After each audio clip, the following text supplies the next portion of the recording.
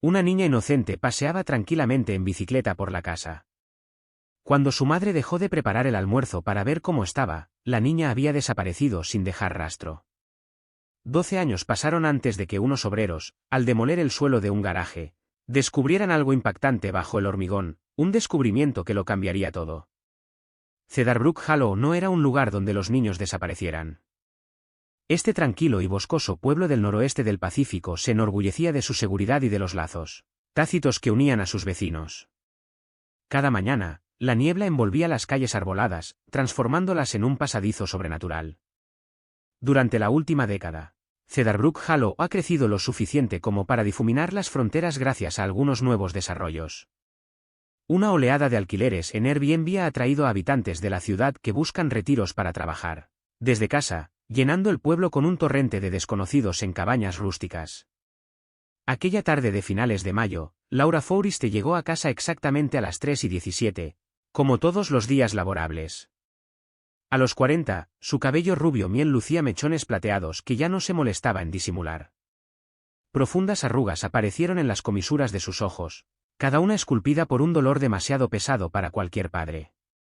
Apagó el motor de su viejo coche, levantó su caja de pasteles del asiento del copiloto y se echó el uniforme a cuadros del brazo. Como pastelera matutina en la cafetería Morning Roost, Laura empezaba el día a las 5:30, dando forma a croissants y glaseando tartas hasta media tarde. Al llegar a casa, se encontraba vacía, más ruidosa que la multitud. Había sido madre antes de que su hija Emily desapareciera aquella mañana de verano, cuando solo tenía 8 años. Laura aún recordaba el sonido de la ausencia, esa risa ausente que no había oído en más de una hora. Había llamado a Emily, buscado por todos los rincones del jardín e incluso tocado las puertas de los vecinos. Al anochecer, todo el pueblo buscaba a la niña cuyos rizos dorados danzaban al sol.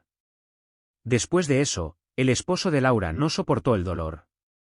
La culpó por ir a la cocina en lugar de quedarse al lado de su hija. 6 meses después, solicitó el divorcio y se mudó a Seattle, dejando a Laura con solo culpa y recuerdos vacíos. En casa, Laura dejó la caja de pasteles y colgó su uniforme en una silla. El silencio la invadió mientras se dirigía a las escaleras, lista para ducharse, cuando sonó su teléfono. La pantalla se iluminó con un nombre que no había visto en años, el inspector detective Dean Harlan. Dean había seguido el caso de Emily desde el principio, llamándola a diario para informarle, hasta que se desestimó la pista. Ahora, tras años de callejones sin salida, su voz sonaba más vieja y ronca. Señorita Forrester, Laura, hola. ¿Están en casa? Su corazón latía con fuerza. Sí, vuelvo enseguida.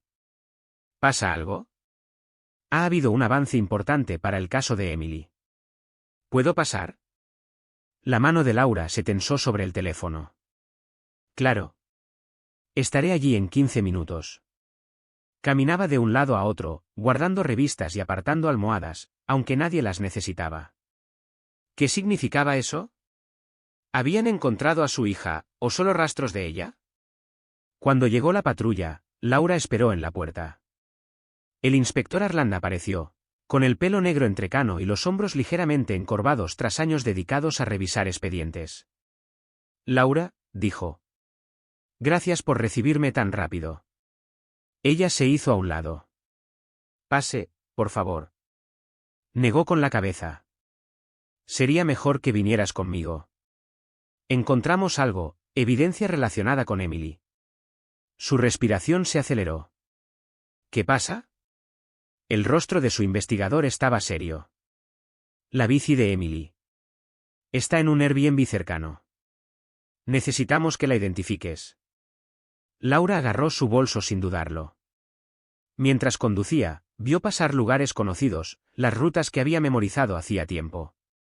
Giraron hacia Oak Ridge Road y luego entraron en la entrada bordeada de cedros de una casa por la que pasaba todas las mañanas. Un escalofrío le recorrió la espalda. Paso por aquí todos los días, susurró. Harlan asintió lentamente. Llegaremos al fondo de esto.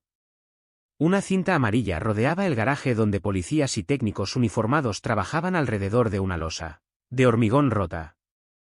En la entrada estaba Ryan Johnson, el capataz de la renovación que había descubierto la motocicleta. Les hizo un breve gesto con la cabeza y los condujo al interior. Bajo un agujero irregular en el suelo yacía una pequeña bicicleta rosa, cubierta de tierra y polvo de hormigón. Una cesta blanca de plástico aún colgaba del manillar. A Laura se le encogió el pecho.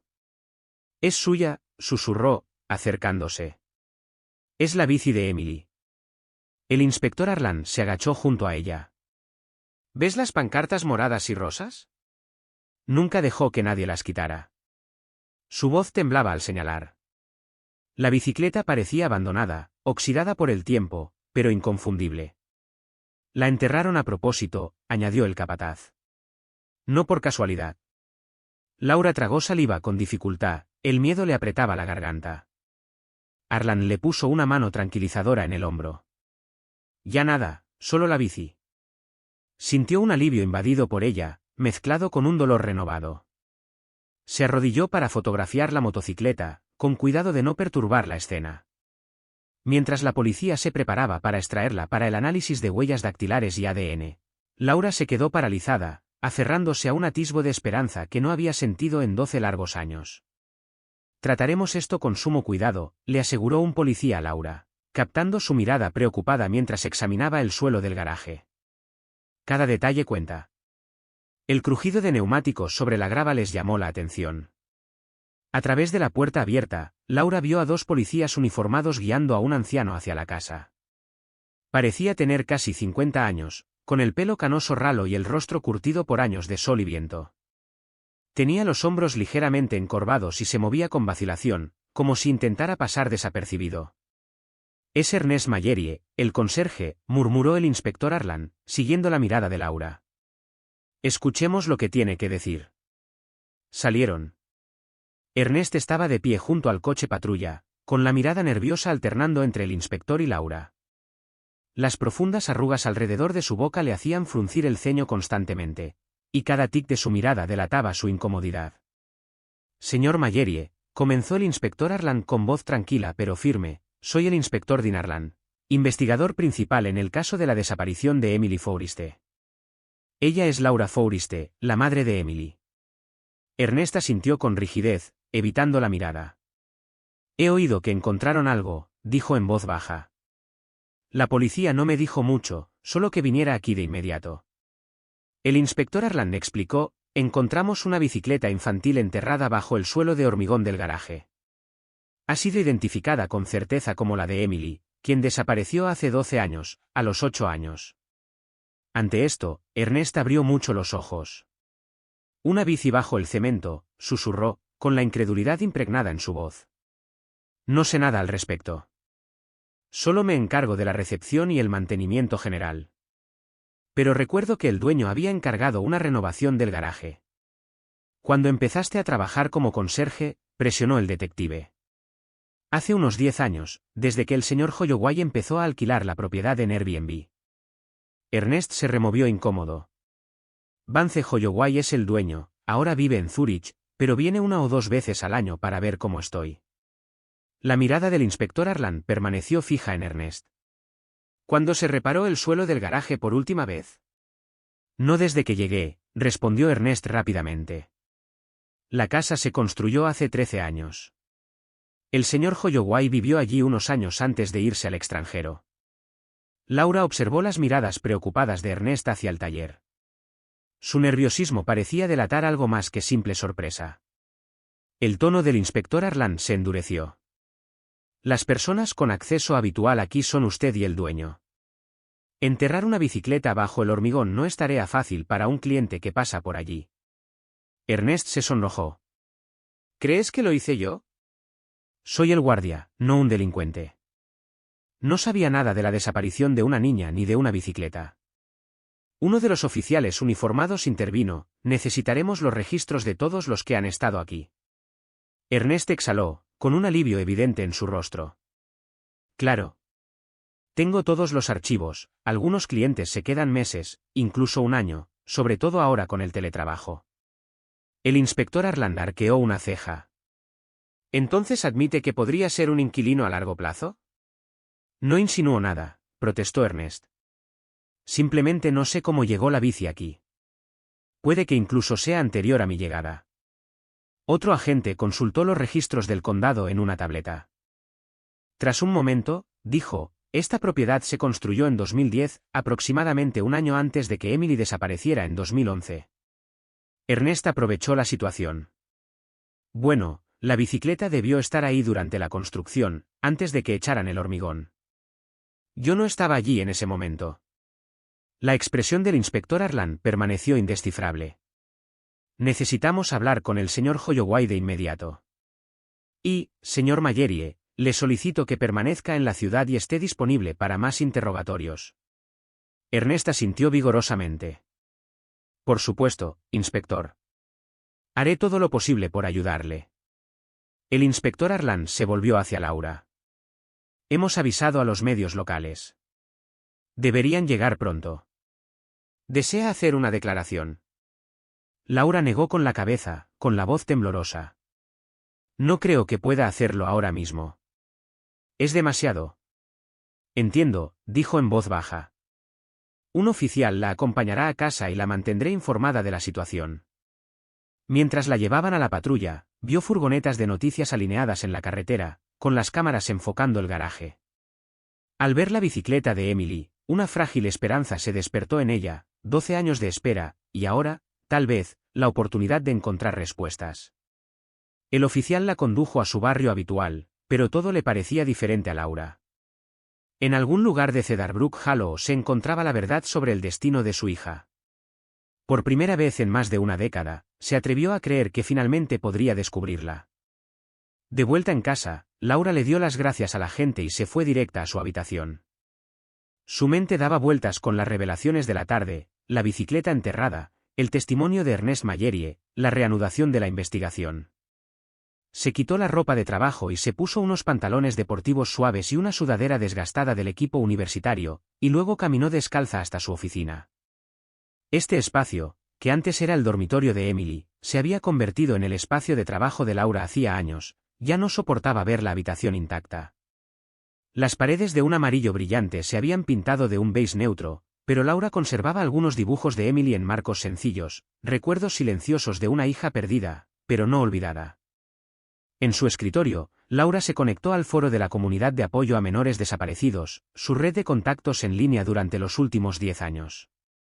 Con manos temblorosas, comenzó una nueva publicación. Hoy, 12 años después, la policía encontró la bicicleta de Emily enterrada bajo el hormigón del garaje de un Airbnb, aquí mismo en la ciudad. Paso por delante de esta casa todos los días camino al trabajo, y hasta ahora, solo ha sido un telón de fondo más en mi trayecto matutino. La investigación sigue en curso y estoy desbordada por la emoción, pero quería poner al día a todos los que me han apoyado durante tanto tiempo. Esta podría ser la oportunidad que estábamos esperando. Adjuntó una de las fotos que había tomado de la moto en boxes y pulsó publicar. Casi de inmediato, empezaron a aparecer notificaciones, con miembros de la comunidad rodeándola con mensajes de apoyo y esperanza. Mientras Laura revisaba las respuestas, apareció otra notificación para sus mensajes privados. La pulsó, esperando un mensaje de un moderador del foro o de un miembro de toda la vida con el que había entablado una estrecha amistad. En cambio, lo que vio la dejó sin palabras, conmocionada y horrorizada. El mensaje contenía una foto que reconoció, una que había compartido en el foro años atrás, en la que aparecía Emily en su bicicleta rosa frente a su casa. Pero esta versión había sido alterada de forma grotesca, el rostro sonriente de Emily había sido reemplazado por lo que parecía ser una cabeza de cerdo muerta, toscamente retocada con Photoshop sobre el cuerpo de su hija. «Dios mío», susurró Laura, tapándose la boca con la mano. Debajo de la perturbadora imagen había un breve videoclip. Con dedos temblorosos, pulsó el botón de reproducción y se arrepintió al instante. Mostraba a alguien cortando lo que parecía una cabeza de cerdo y luego envolviéndola en plástico transparente. El vídeo era granulado y estaba mal iluminado, pero lo suficientemente nítido como para ser profundamente perturbador. Un mensaje escalofriante lo acompañaba: «Tu hija está tan muerta como ese cerdo. Acéptalo y vive con ello». Laura sintió que la bilis le subía a la garganta. Cerró de golpe su portátil, corrió al baño y, en cuanto llegó, vomitó. Lloró hasta que no quedó nada, y luego se desplomó contra la fría pared de azulejos, temblando. Después de unos minutos, se obligó a volver a la computadora. Decidida a documentar esta evidencia para el detective Arlon, reabrió su computadora y tomó capturas de pantalla del mensaje, la foto alterada y el vídeo. Luego escribió una respuesta: ¿quién eres? Si eres lo suficientemente valiente para enviar esta porquería, deberías ser lo suficientemente valiente para rebelarte. ¿Quién le haría algo tan cruel a una madre que ha sufrido durante 12 años? Hizo clic en el nombre de usuario del remitente, esperando una pista, pero el perfil era privado, sin seguidores ni número de seguidores, como si hubiera sido creado solo para atormentarla. Laura paseaba por la habitación, intentando calmar su corazón acelerado. Tras unos minutos, volvió a ver el vídeo, buscando cualquier detalle que pudiera revelar la identidad del remitente. Lo detuvo varias veces, observando el fondo, una superficie de madera desgastada que bien podría ser una mesa de exterior o una tabla de cortar, y, en la esquina de un marco, la silueta borrosa de lo que parecía un pino a través de una ventana. Compartió la foto y el vídeo con la comunidad y se los envió al detective, con la esperanza de que alguien notara algo que ella había pasado por alto. Publicó su propia explicación, pidiendo ayuda para identificar la cuenta o pistas en el vídeo. Mientras lo subía, sonó su teléfono. Era el inspector Arlon. Acabo de ver lo que me envió, dijo sin preámbulos. ¿Cuándo recibió esto? Justo ahora, respondió Laura, sorprendida por su voz segura. Publiqué que encontré la bicicleta de Emily y apareció en mis mensajes privados casi de inmediato. Nuestro equipo técnico está analizando el vídeo y rastreando la cuenta. El inspector Arlon hizo una pausa.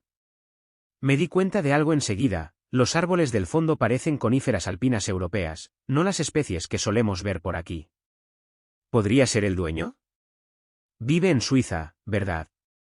Es posible, admitió Laura. Contactamos con Ernest Mayerie hoy. Quizás alertó al dueño. Pero también podría ser que un troll viera la noticia y decidiera ser cruel. ¿Encontraste algo más en casa?, preguntó Laura. Hemos realizado una búsqueda exhaustiva, no hay rastro de restos humanos ni nada relacionado con el caso de Emily, lo cual al menos es positivo. La bicicleta es nuestra única pista seria hasta el momento. Laura cerró los ojos, resistiendo la decepción. Las siguientes palabras del detective Arlon ofrecieron un atisbo de esperanza: el descubrimiento de la bicicleta es un gran avance. Nos indica que alguien relacionado con la desaparición de Emily tuvo acceso a esta propiedad. Esto nos ayuda a comprender mejor la situación. Tras la llamada, Laura regresó a su ordenador. Su publicación en el foro había generado decenas de respuestas, análisis, apoyo e incluso debates sobre si las imágenes habían sido manipuladas digitalmente o generadas por IA. Se sumergió en sus comentarios, agradecida por la distracción y la experiencia colectiva de la comunidad. Cada mensaje de apoyo la fortalecía, haciéndola más capaz de afrontar el futuro. Sin embargo, bajo todo aquello se cernía una profunda corriente de temor.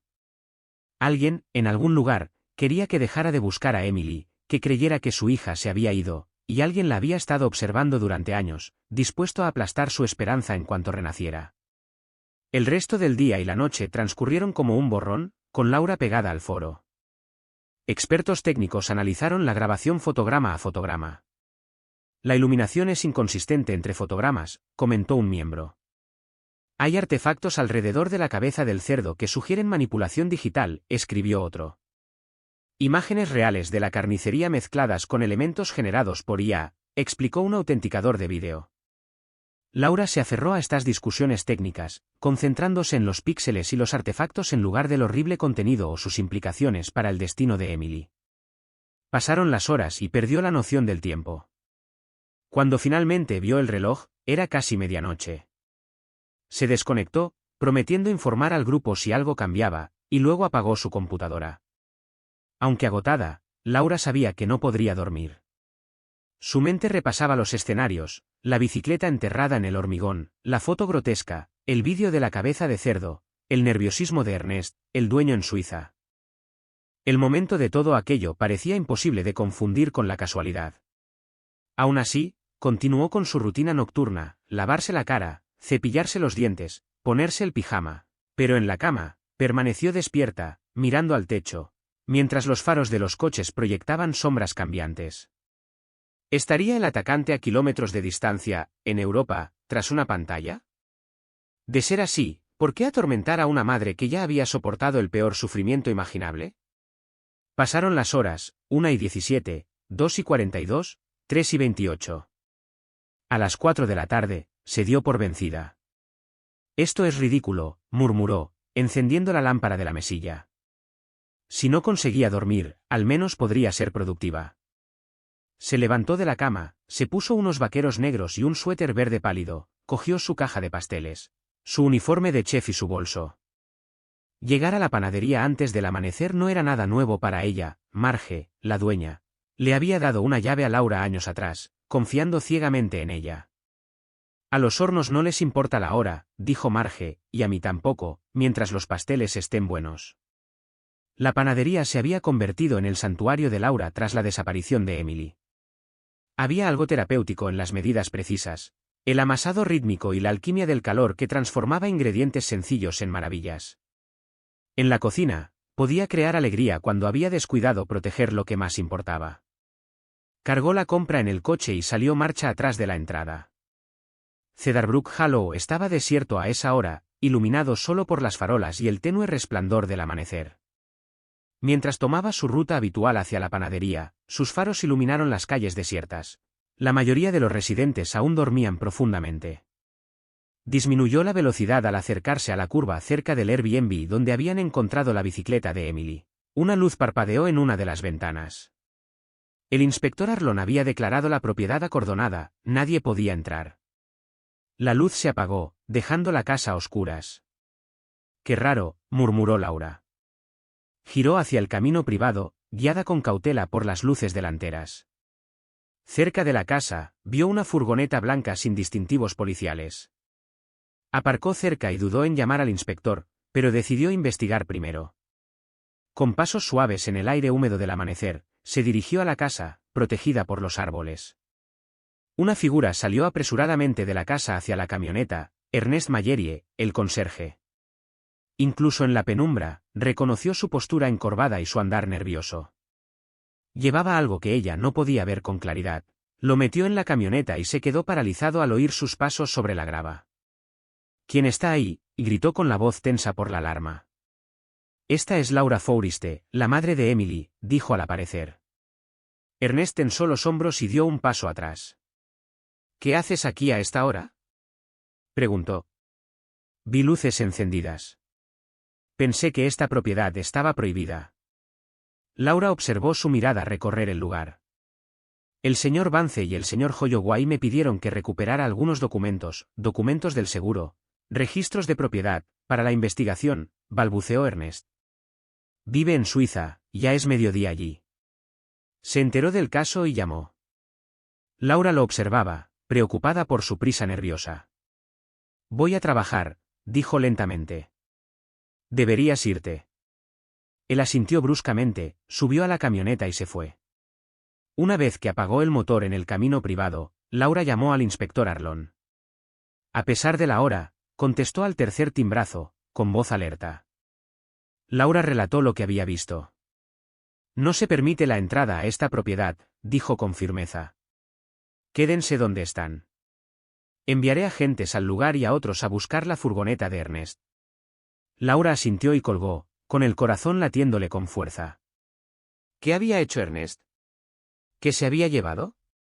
¿Y por qué, en plena noche, pensaba que nadie la veía? De repente, una repentina claridad la golpeó. Laura aferró el volante, con los nudillos blancos al ver a Ernest desaparecer entre los árboles. Estaba borrando pruebas, algo que lo vinculara con la desaparición de Emily, algo que no podía arriesgarse a que la policía descubriera. A pesar de su promesa al inspector Arlan de no seguirlo, la madre que había pasado 12 años siguiendo cada pista no podía dar marcha atrás. Puso el coche en primera y entró silenciosamente en Cedar Ridge Road, siguiendo el sinuoso camino que había tomado la camioneta blanca de Ernest. Mantuvo la distancia, recordándose a sí misma que no lo confrontaría, solo averiguaría a dónde iba, qué planeaba hacer con lo que había robado de la casa. El camino serpenteaba a través de un denso bosque, la oscuridad previa al amanecer la rodeaba, y solo sus faros delanteros perforaban la penumbra. Cada curva y bajada ponía a prueba la energía de Laura mientras mantenía el ritmo. No intentaba alcanzarla, solo observar. Consultando su GPS, confirmó que Cedar Ridge Road seguía recto varios kilómetros antes de girar hacia Hillside Avenue, que la llevaba de vuelta al pueblo cerca del Morning Roost. Si el desvío no la consumía, aún podría llegar a tiempo al trabajo. Tras 10 tensos minutos, a Laura se le encogió el corazón, ni rastro de la furgoneta.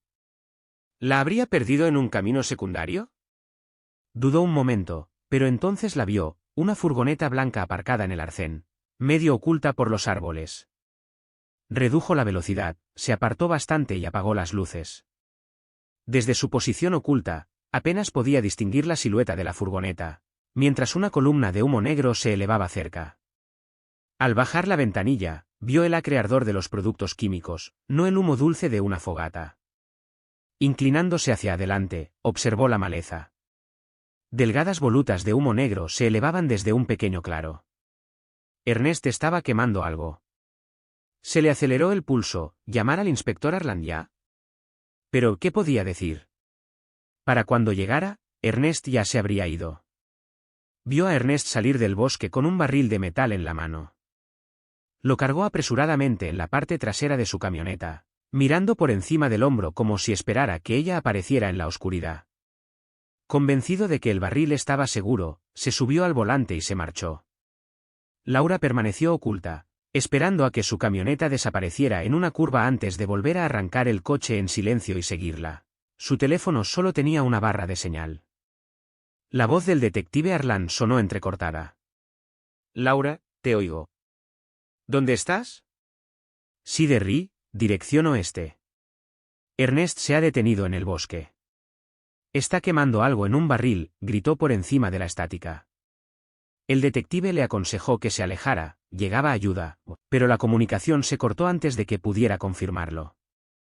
Cedar Ridge se extendía ante ella, el bosque dando paso a un estrecho callejón. Laura casi lo pierde, pero llegó justo a tiempo. Dobló la curva, luego dio marcha atrás y desapareció de la vista. Apagó las luces delanteras y avanzó lentamente. Whispering Pines Lane era un callejón sin salida con casas dispersas, cada una escondida tras densos árboles. Estacionando al borde del bosque, Laura enfocó la cámara de su teléfono en un modesto y desgastado bungalow azul. La camioneta de Ernest estaba estacionada en la entrada mientras él cargaba el barril para quemar. Regresó con un carrito rojo, industrial, robusto, y tuvo dificultades para sacarlo. Ella se quedó sin aliento. ¿De qué sirve semejante equipo? Le costó mucho transferir un paquete pesado del carrito a la camioneta, ajeno al testigo oculto. Laura tomó fotos granuladas, con la esperanza de que ayudaran en la investigación. Una y otra vez, desapareció dentro para buscar más. En el tercer viaje, cargó el carrito, y se metió en él, y se subió al volante. Laura se preparó mientras él conducía hacia la salida. Tenía que adelantar su coche para irse. Ella se agachó, con el corazón latiendo con fuerza. Cuando su camioneta pasó junto a ella, se levantó y llamó al detective Harlan. Se va de Whispering Pines Lane. Solo hay una salida. Momentos después, aparecieron luces intermitentes a lo lejos, patrullas se posicionaban silenciosamente. Laura salió a la carretera detrás de ellas, con la convicción luchando contra el cansancio. Al doblar una curva, vio el control policial. Ernest no tenía escapatoria. Aparcó, con el corazón latiéndole con fuerza, y vio cómo se acercaba la policía. Le ordenaron que saliera, con las manos a la vista, y rápidamente lo esposaron. En la parte trasera de la furgoneta, unas manos enguantadas abrieron las puertas, dejando al descubierto 3 pesadas bolsas negras. Laura se quedó sin aliento cuando los agentes abrieron la primera. Dentro yacía Emily, viva, sedada, pálida pero inconfundible. Las lágrimas le nublaron la vista.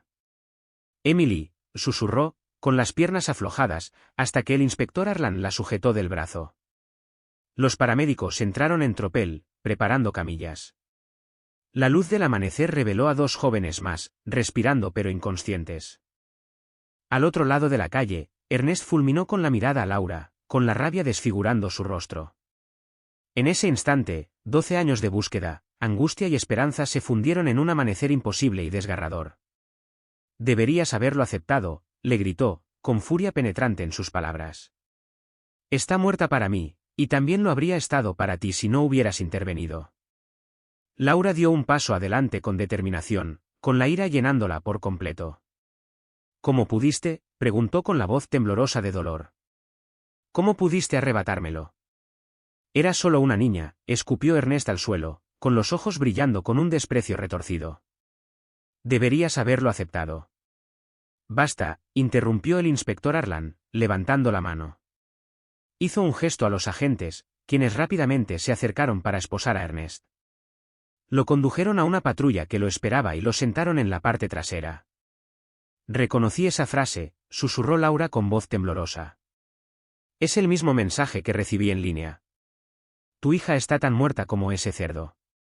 Acéptalo y acéptalo. Me temo que es él, continuó con lágrimas en los ojos. Envió ese horrible mensaje y vídeo. Añadiremos eso a los cargos, le aseguró el inspector Arlan. Ahora mismo, nuestra prioridad es atender a estas mujeres.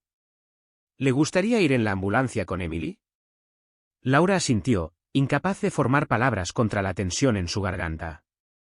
Tras 12 años de búsqueda y esperanza, su hija por fin estaba viva, transformada, adulta, traumatizada hasta lo inimaginable, pero viva. Al subir a la ambulancia, junto a la camilla de Emily, Laura tomó con delicadeza la mano de su hija. Era más alta de lo que recordaba, con los dedos más largos y las uñas bien cortadas, pero sin esmaltar. No era la mano de la niña de 8 años que pedaleaba en su bicicleta rosa, sino la de una joven que había sobrevivido a horrores inimaginables. Estoy aquí, Emily, susurró Laura, apretándola suavemente. Nunca dejé de buscarte. Nunca me rendí. La ambulancia se puso en marcha con una sacudida, y su sirena atravesó el amanecer de Cedarbrook Hollow. Laura se sentó a su lado, sosteniendo la mano de Emily, contemplando el rostro sereno de la hija que creía haber perdido. Antes regordeta y angelical, los rasgos de Emily habían madurado hasta convertirse en los de una mujer de 20 años, aún hermosa, aún suya. El paramédico miró a Laura.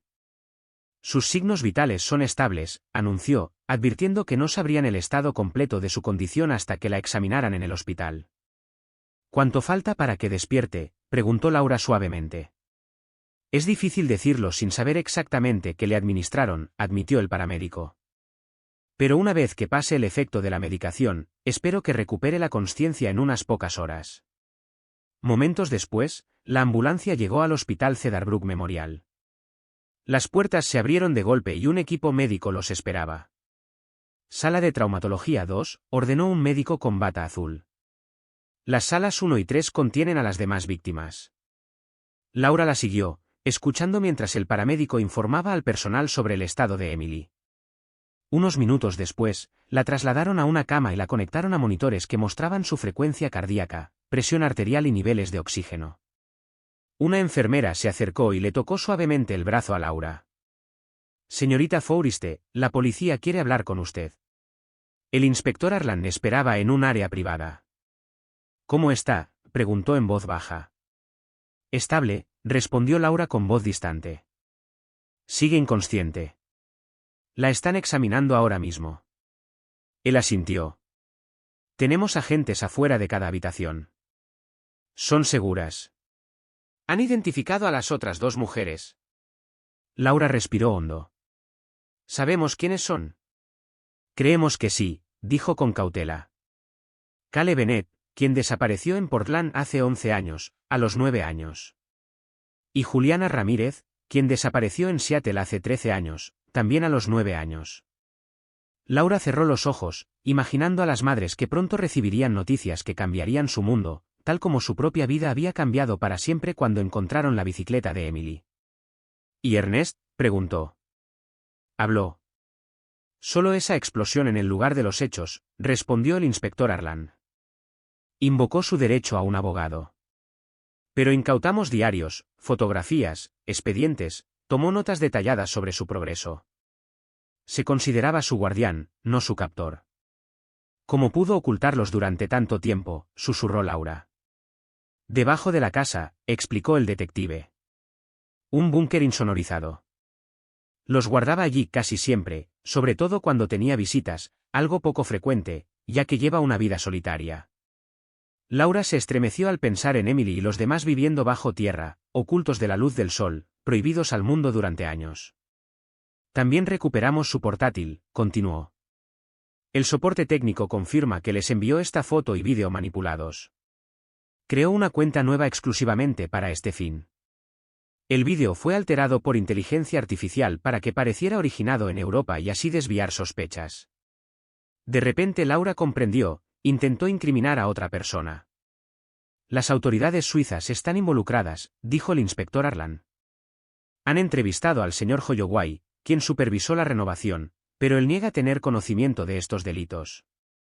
Seguimos con la investigación. Entró un médico. Señorita Fouriste, soy el doctor Patel. He completado el examen inicial. Laura se levantó. ¿Cómo está? Despierta. Todavía no, respondió el doctor Patel con suavidad. Pero muestra signos de recuperación. Físicamente, está notablemente bien, desnutrida, pero no grave, sin traumatismos recientes, salvo algunas fracturas consolidadas. Laura tragó saliva. ¿Y qué hay del abuso sexual? La doctora Patel se mantuvo neutral. No encontramos evidencia de agresión sexual ni violencia. Según las tres mujeres, se trataba de una relación paternal controladora y psicológicamente abusiva, pero no sexual. Laura sintió un alivio inmenso. La recuperación psicológica sería larga, pero saber que Emily se había librado de este horror era una pequeña bendición. ¿Cuándo podré verla?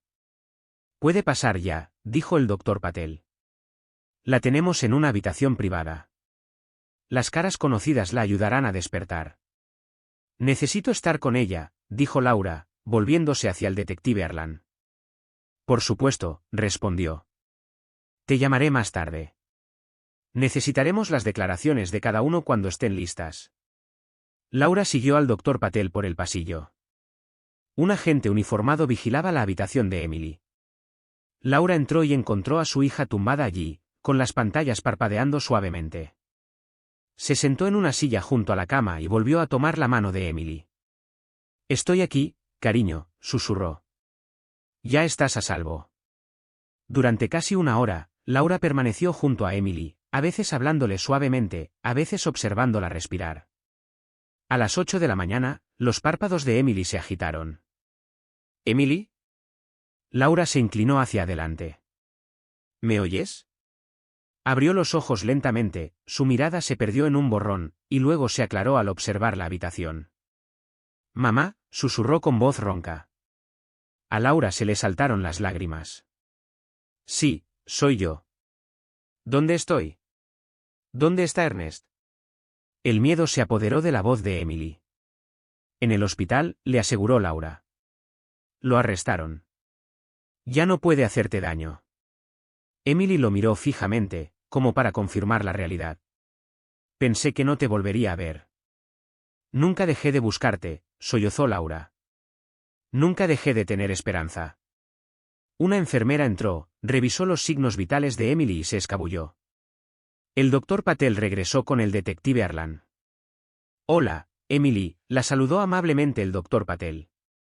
¿Cómo te sientes? Mareada, cansada, pero bien, respondió Emily.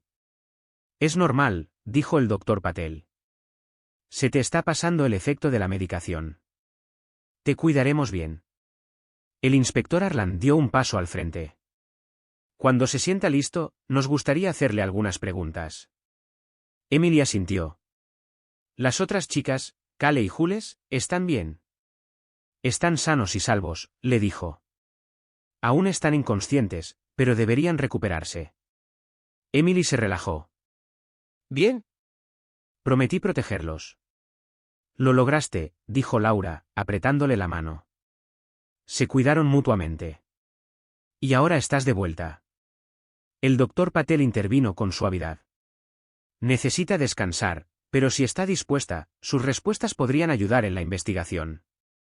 Emily lo miró a los ojos. Quiero ayudar. Quiero que lo encierren para siempre. El inspector Arlan abrió un cuaderno. ¿Puede contarnos cómo se la llevó Ernest? La mirada de Emily se desvió. Estaba en bici. Era verano, y mamá estaba dentro preparando la comida. Miró a Laura. Ernest pasó en coche, se detuvo y me ofreció una barra de chocolate. Dijo que su gata había tenido gatitos y me preguntó si quería verlos. Laura cerró los ojos, imaginando a su hija segura de sí misma. Al principio dijo que no, continuó Emily con la voz entrecortada. Pero me dijo que los gatitos estaban en un garaje cercano si llevaba mi bici. Tenía sed. La bebida que me dio sabía rara, pero tenía sed. El inspector Arland asintió y anotó el mensaje. ¿Entonces te llevó a su casa? Emily asintió. En el búnker de ahí abajo. Ahí conocí a Cale. Jules vino después. Nos dijo que había una guerra afuera, que nuestros padres habían muerto y que él nos estaba protegiendo. Pero vimos los periódicos, dijo Emily con voz más dura. Sabíamos que mentía. Laura escuchó, horrorizada, pero agradecida de que Emily pudiera recordarlo todo. Sus vívidos recuerdos significaban que su mente estaba intacta a pesar de años de cautiverio. ¿Dijo por qué?, preguntó el detective. Dijo que nos estaba salvando de unos malos padres que no nos merecían. Emily miró a Laura con aire de disculpa. Sabía que no era cierto contigo, mamá. Sabía que me querías. Llevaba un diario, le contó Arland más tarde a Laura. Pensaba que estaba salvando a niñas de familias descuidadas. Veía a Emily jugar afuera sin supervisión. La vieja culpa de Laura resurgió. Estaba en la cocina. Vi el jardín por la ventana. Miré hacia otro lado unos minutos. No es tu culpa, dijo Arland con firmeza. Los depredadores se aprovechan de la vida normal. No podrías haberlo previsto. Continuó con voz grave, planeaba trasladarlos y venderlos a una red internacional de tráfico de personas. Al llegar a la edad adulta, se puso nervioso, más difícil de controlar, más propenso a escapar. Iba a drogarlos y transportarlos esta semana. Laura jadeó, tapándose la boca con la mano. Emily la apretó con más fuerza. Las palabras del detective Arland rompieron el horror. Si no hubieras notado la luz y seguido a su gente esa mañana, podrían haber desaparecido para siempre.